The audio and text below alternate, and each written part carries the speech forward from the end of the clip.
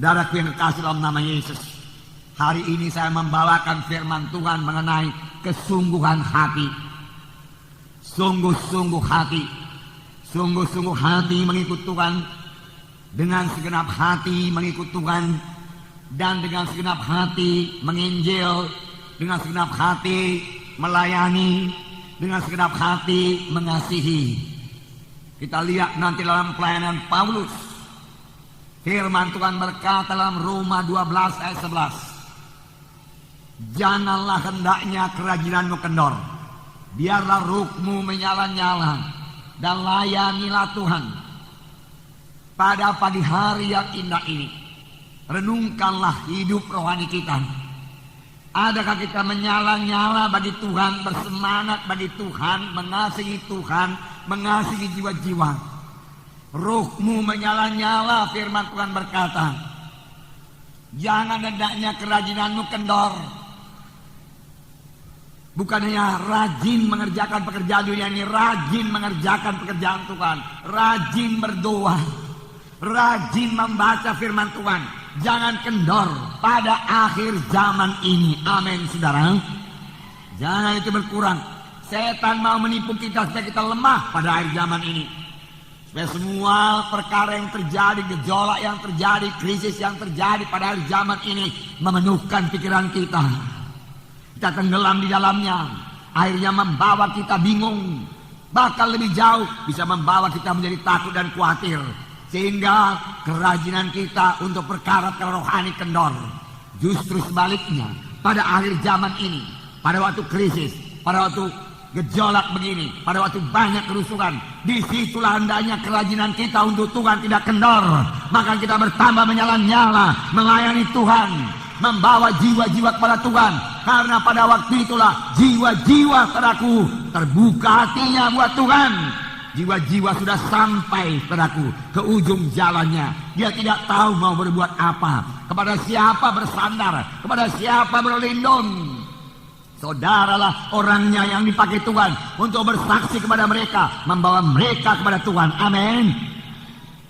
Saudara yang kekasih dalam nama Yesus, Paulus menulis surat kepada sidang Korintus dalam 1 Korintus 15 ayat 58. 1 Korintus 15 ayat 58. Karena itu saudara-saudara yang kekasih, berdirilah teguh, jangan goyang, giatlah selalu dalam pekerjaan Tuhan.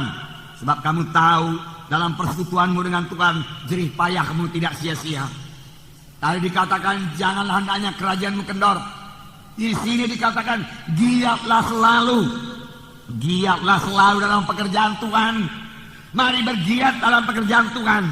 Saya tidak mengatakan ini hanya untuk pelayan-pelayan Tuhan saja. Saya mengatakan ini bagi semua kita anak-anak Tuhan. Karena semua kita harus ambil bagian saudaraku dalam mengerjakan pekerjaan Tuhan. Amin, saudara. Amin. Ya. Giat dalam pekerjaan Tuhan. Itu adalah pekerjaan yang kekal, yang hasilnya kekal, yang seturut dengan kehendak Tuhan. Apakah yang sudah saudara perbuat buat Tuhan? Apakah yang sudah saudara berikan buat Tuhan? Biarlah Roh Kudus bicara kepada hati saudara pada pagi hari ini. Sungguh-sungguh Tuhan Yesus sungguh-sungguh melayani. Dalam Yohanes pasal 4 ayat 34. Tuhan Yesus sungguh-sungguh melayani. Yohanes 4 ayat 34. Kata Yesus kepada mereka, makananku ialah melakukan kehendak Dia yang mengutus aku dan menyelesaikan pekerjaannya. Mananku, Tuhan Yesus berkata, ini dikatakan Tuhan Yesus pada waktu murid-murid membawa makanan kepadanya, makanan badani. Tapi ada makananku, kata Tuhan Yesus, yang memberi kekuatan kepadaku. Makanan memberi kekuatan, makanan memberi kesegaran. Makanan badani memberi kesegaran badani, makanan rohani memberi kesegaran rohani.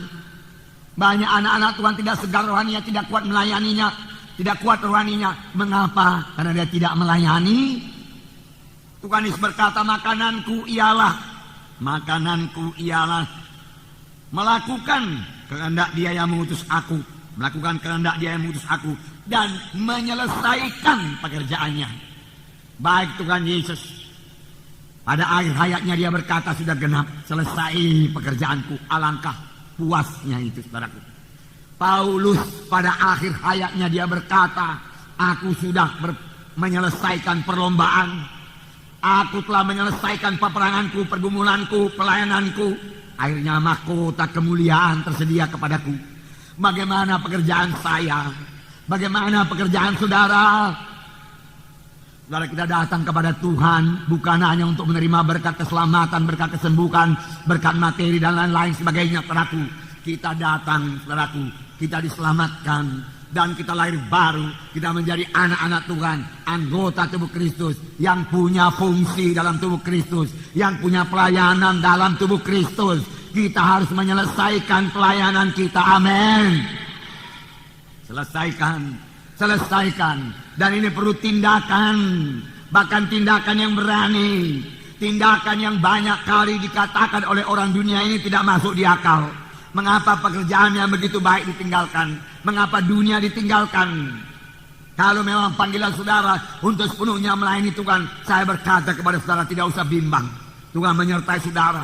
Hari-hari yang indah, hari-hari yang menang menyertai, menunggu saudara. Hari-hari yang sukacita, hari bersorak-sorai menunggu saudara. Puji Tuhan. Sungguh-sungguh. Tuhan hanya menerima yang sungguh-sungguh. Tidak ada separuh-separuh hati mengikut Tuhan. Tidak ada asal-asalan saja dalam pelayanan. Tuhan minta sungguh-sungguh. Ibrani 11 ayat 6, perhatikan. Ibrani 11 ayat 6. Di sini ada terdapat perkataan sungguh-sungguh.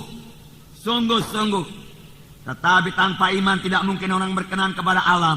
Sebab barang siapa berpaling kepada Allah, ia harus percaya bahwa Allah ada dan bahwa Allah memberi upah kepada orang yang sungguh-sungguh mencari Dia.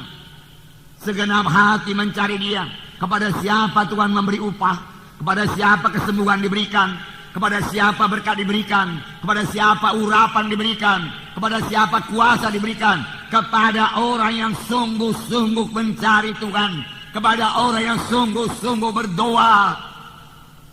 Kepada orang yang sungguh-sungguh berseru kepada Tuhan. Amin. Tidak ada separuh hati dalam mengikut Tuhan, saudaraku. Tidak ada separuh hati, saudaraku, dalam melayani, saudaraku. Tidak ada. Harus dengan sungguh-sungguh. Saudara, tahukah saudara bahwa saya seorang perempuan yang sakit 12 tahun yang tertulis dalam Markus pasal 5 itu adalah orang yang bersungguh-sungguh. 12 tahun dia sakit, saudaraku, dia bersungguh-sungguh mencari kesembuhan.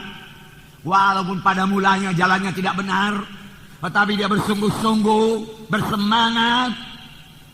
Dia pergi ke dokter, bahkan dia pergi ke tabib, tetapi tidak sembuh-sembuh. Akhirnya uangnya habis semua.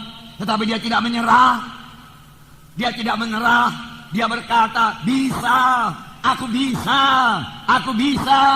aku sembuh, aku sembuh. Berapa orang yang berkata demikian pada yang sakit? Lihat kesembuhan saudara. Aku bisa, aku sembuh, dia katakan, saudaraku. Akhirnya dia mendengar berita-berita tentang Yesus. Pun masih ada halangan. Tapi dia berkata, bisa kuatasi halangan itu. Bisa ku tembus halangan itu. Kalau aku jamah jubah Yesus, aku mesti sembuh. Aku sembuh. Dia lihat kesembuhan. Bagaimana kita yang menginjil ini? Bagaimana saudara membawa jiwa-jiwa? Sedikit halangan menyerah, itu artinya tidak sungguh-sungguh. Mari datang ke gereja kami, sana ada mujizat Tuhan, kuasa Tuhan. Orang berkata, ada acara aku hari Minggu kok. Mundur. Kurang sungguh-sungguh. Saudara, ini akhir zaman, tantangan bertambah berat.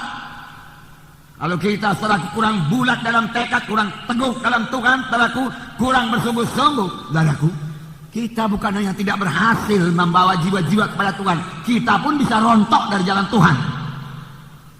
Firman Tuhan berkata pada akhir zaman akan datang satu masa yang sukar. Daripada masa yang sukar, saudaraku, Di mana pekerjaan setan bertambah-tambah merusak manusia ini, saudara sudah lihat sendiri. Bagaimana dia merusak muda-mudi. Saudara, di situ juga anugerah Tuhan bertambah-tambah bagi yang sungguh-sungguh mencari Yesus. Bagi yang sungguh-sungguh mencari Yesus.